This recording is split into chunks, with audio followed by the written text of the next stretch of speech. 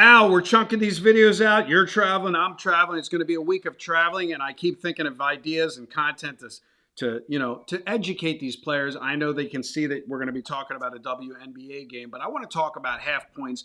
We need to reiterate this several times a season. We had it happen this weekend. I actually texted you a client on Telegram, got your Miami, Florida release. You put it out at whatever number. He had, I guess, 2.5 instead of 3. He asked me if I should take +3 +100 or +3 -115 or +2.5 +100. Your answer was +3 -110, which he couldn't get. So Okay, so here's the general rule of thumb. Now it's complicated by certain numbers in football, which are key numbers, 3 being the most obvious example. But let's put that to the side. okay, And let's just talk about the more common choice would be, for example, a basketball game. It's 4.5 or 4, like that, right? And usually just say it could be like -4.5 -115 or -5 -110. Okay, just say that's the much more common. Like, what do I do when there's a half point difference and a 5 cent difference? mm-hmm. So we often say you would never buy a half point and pay 10 cents, right? Because it's Correct. not worth 10 cents. But here, in this instance, it's 5. So the basic rule of thumb would be, and let's just call it, say it's worth, roughly 6, right? Yeah, I would rather take the -4.5 at -115 than the -5 at -110, but it's really close. But basically, the rule of thumb is like, hey, 5 cents or less, take the extra half point. At 8 or 9 cents, I would skip it. At 6 or 7, it's like, do what you want. And then the other aspect of it is how many. I think we discussed this last year. How many times does that half a point actually make a difference?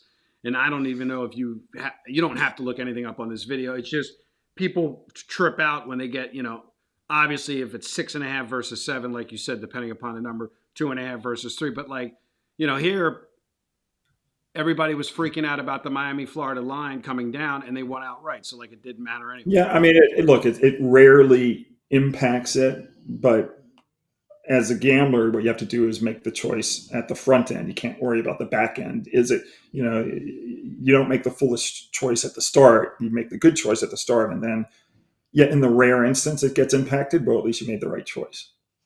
There you go. So, guys, if you want to reach out, you want to learn about how you can access the All Access plus all the additional plays that he updates, because what's more important is not the lines moving that we're talking about. What's more important is when Al's waiting for a line to move to trigger a system, and that's usually closer to game time after his pick submission into the PickDawgz platform at 8 a.m. Pacific Standard Time, 11 a.m. Eastern Standard Time, is about 50 to 60 additional plays last year. Obviously, if you played all the games flat, you made 120 units. And if you played the games with us, you made 507 units. So if you're a high net worth individual, you want to treat your wagering as a business, it's not for everybody.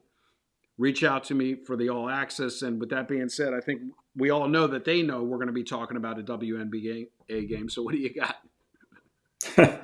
I'm going to look at the Connecticut-Chicago game, Eric. Connecticut had a stretch in mid-August.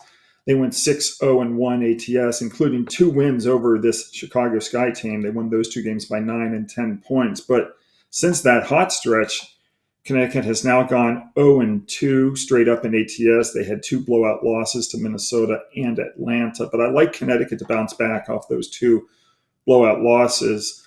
Connecticut is 90-64-1 ATS off back-to-back point spread defeats, including 10-0 ATS its last 10. I'm going to look for that streak to hit 11 in a row, and we're going to take Connecticut against Chicago on Wednesday. And do you have an early number on that? I do not, because we're recording this on Monday. There you go. So Connecticut, regardless of what the line is, against Chicago is your complimentary selection. And as always, good day and good luck.